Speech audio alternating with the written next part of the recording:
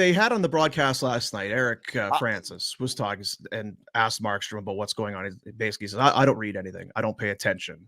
But he said, this is up to the Flames. If the Flames have a deal that they think they want to get done, then that's an email I'd have to read, or if they ask him to waive his no trade. It wasn't. He hasn't asked out. He hasn't asked out. Not asking out, but he's certainly not holding strong on his no move either. Yeah. It's kind of a nothing burger. All that it's saying is that nothing's transpired on the conversation around the no move. To me, it speaks volumes. To me, it says I'm willing to move if you want. I agree. I don't think it's a nothing burger. I think it's a little bit more than that. But I think it's what we all thought was the case anyway. Exactly. No one was suggesting he's hell bent on staying here for the remaining few years of his prime when you see what the outlook is for 2 years. But he's also not running up saying, get me out of here. That's exactly what we thought was going on if we had to handicap it, right? Yep. Yeah. So I don't want to say it's a nothing burger, but I mean, I don't know that it was news so much as like a confirmation of what we believe to be. You hate to give Francis anything. I understand. It's just, it was a thing. It's okay. I know you're loath to do it. So no, and I watched you and Cammy did a great job on Afterburner last night, Rhett. I caught bits and pieces of it amid some other chaos solo parenting last night. We'll get to that in a moment. Does what you hear let you believe that it's going to be a non-issue no matter what? Or does it mean that the process hasn't started? And if the Flames come to him, he's going to say, well, I actually would prefer this. Like, if I am going to move, there's a spot I like more. Like, do we feel one way or the other about it? I don't. On one hand, I'm trying to put myself in Markstrom's shoes. All right, you want me to move. Great. I'm open to moving. Well, like Jonathan Quick, Columbus? No. Exactly. Right? But he's going to a contender if it's going to happen, right? It's going to be a playoff team. Exactly. He's going to be going to a team that has a chance to win, so I just don't see him dragging his feet. Now, like Iggy did Boston or Pittsburgh, maybe. But because it's not for 2 months, right? No, I was going to say, Ryan. A couple years. What have we got over here? Some static shit on my set. Some static cling or something. You're moving there if you're Markstrom and you're waving. Theoretically, you're moving there for that's a big chunk of your life. You got at least one kid. I'm not sure now what it is. Yeah, that's you want to have control on that. So it would be, to me, it's kind of less about I need to stay in Calgary. It's what I just want to know where I'm going, because I want to go to, like, it wouldn't be, but maybe I don't want to go to Winnipeg, or maybe I don't want to go to, I don't know, Carolina. LA. LA is there's a lot of people that don't want to play in LA, right? Sure. Right. So here's an example. Let's say Connie's got a deal for Jersey, and he looks and he's like, I like the future there, but I don't know they're getting in. Like, you didn't have something with Carolina. Like, I know they're in, and boy, I could use some warm weather from about that this morning, right? And it's so the whole notion that, like, oh, he's totally going to waive now. It's like, no, he still controls the entire process. It's still entirely Markstrom can pick his spot. And I don't want to rewind too far and get people scared, but Jerome was open to a trade. They went and found one, and he said, nah, you know what? Actually, I'm not going to wait for that team. I'd rather go play with Sid. And that was his right. So we still have lots of work to do on this front. That wasn't a firm answer at all. I don't agree with you. I think he's willing to move, get rid of the no trade. I think he's willing to move. How much say he wants in where he goes, I have no idea. And that's up to him, I guess. Yep. But I would certainly hope that if that's the perception and that's the reality, then I hope Conroy's getting on top of it. Right? Because you wonder how is it a situation where if something comes up, we'll contact you, Jacob. Mm-hmm. And then it's New Jersey, regardless of what the package is, it's New Jersey. Would you move? Because then on the flip side, there was kind of, and I think people wonder, you don't go to him and say, like you did with Matthew Tkachuk, and say, what teams would you move to? Right. And I don't know that that's how it works in this spot. He wants it to, he could. You've got to imagine that his freaking agent has a clue. For sure. No? Yeah, right? Like, true. There's a business layer between the player that doesn't want to talk about it and the team. That's fair. Yeah. Like, we can play dumb and go, well, there's a million different options. Well, you know what? The people that are involved in this little triangle, they have a clue.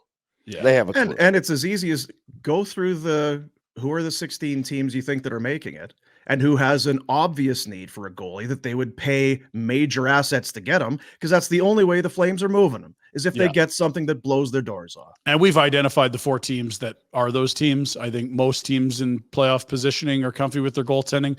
I don't think LA is. I don't think Carolina should be. I don't think Toronto is at all. There's still no timeline for Wall, the youngster, to come in and wear a cape there. And then the team we saw last night's the other. They've just been killed by mediocre to bad goaltending all year that's a dynamic offensive group. I liked a lot of what Jersey does. Cammy and I discussed this last night. I think actually somebody texted in the question. What is the return for a Markstrom? Because when the hell has a goalie of this caliber been traded at the deadline like this? Brought up Miller to Vancouver. That was a deadline deal and it didn't work. I was trying to think, did St. Louis. Belfour move at a deadline? What was it, a first-round pick? Yeah, be a first plus. And that's so long ago, I don't even know that market has anything to do with it. I know, but what do you base your... I know, because generally, if you're a team heading to the playoff, you've got a goalie. If you're a playoff-bound team, you're set in net, unless there's an injury or something. And that's why I think these 4 teams, it's unique, right? Yeah. Toronto, Jersey, Carolina, LA cannot be comfortable. They just can't. They might not be comfortable, but are they willing to give up? Like we're talking, we're going to get a huge return. Maybe we're out to lunch. What's a return? Because Frank has poo-pooed the big return on a goalie, and it's because goalies are volatile. But I think it's also because, like we always talked with Kevin Woodley about this. Goalies are fits for certain places. Like Jacob Markström, when he gets 19 shots a night, don't look great. Jacob Markström, when he's got 35 against, you're like, holy shit, this guy's the best goalie in the league. And so where is he going? Is it a team that gives up similar style of chances, that plays defensively similar to the Flames?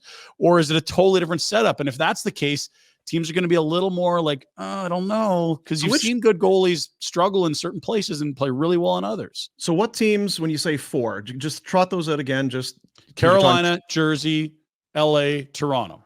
Significant goaltending needs on rosters that at times look good enough to win a cup. And just first thing on top of my head, when I think who needs to win now, with what we know what's going on with Marner and that situation, that they could have, there's contracts kicking in. It feels to me like there'd be more pressure on Toronto than any of those other teams. I feel like the Devils are still young. Carolina, I don't think is going anywhere. I know they're going to have some things on the blue line that maybe deals, but they would be close to. And I still think LA they're still a young team. I think it's a pressure cooker in LA. I think you look at the 3 deals they made in the summer: Walker, Dursey, Pierre-Luc Dubois. They just fired the coach. Rob Blake's got 1 year left on his deal. I think that's absolutely a pressure cooker. That's what was interesting. But it's also the team that's got the best goaltending out of the 4, because Talbot played above his head. Now Rittich has been over his skis a bit. So they might not be as dead set on a goalie as the change they need, as much as it's been obvious in Toronto. It's been obvious in Carolina, although Freddie Anderson's skating again after the blood clot stuff, and it's been obvious in Jersey. So, but yeah, like Jersey's young. I don't think pressure there. Carolina's interesting. You know, they got a lot of contracts. Bobby Germany's here today in studio, and he was saying they got a lot of UFAs coming up in the next few years, and they're not a team that pays to keep their guys around. Like they let Dougie walk despite being a really good hockey player that would have helped them. You know, they're always hunting value. They don't pay their guys. They've been in the conference final and in the second round, like a lot the last 4 or 5 years. I don't know if it isn't a couple of year window here for them to get over the hump. Yeah, you could. I mean, you could be right. You could be right, because they've had that solid young D there for a while. And yeah, Rod Binderborn, they got swept last year. They did. Sorry, Rod. I love you. And deep runs, but just what beat them? If they learned one thing from last year, what was the thing that they didn't have? The Bobber beat him. 930 goalie. Bobber beat him. Yes. Yeah, Bobber beat him. Hey guys, thanks for watching. Be sure to check out more of our content right here on the Flames Nation YouTube page. We had a bunch of great long form interviews. You can check out some videos we've done as well outside of the studio. And of course, if you want more writing or merchandise stuff, flamesnation.ca or nationgear.ca. Appreciate you watching.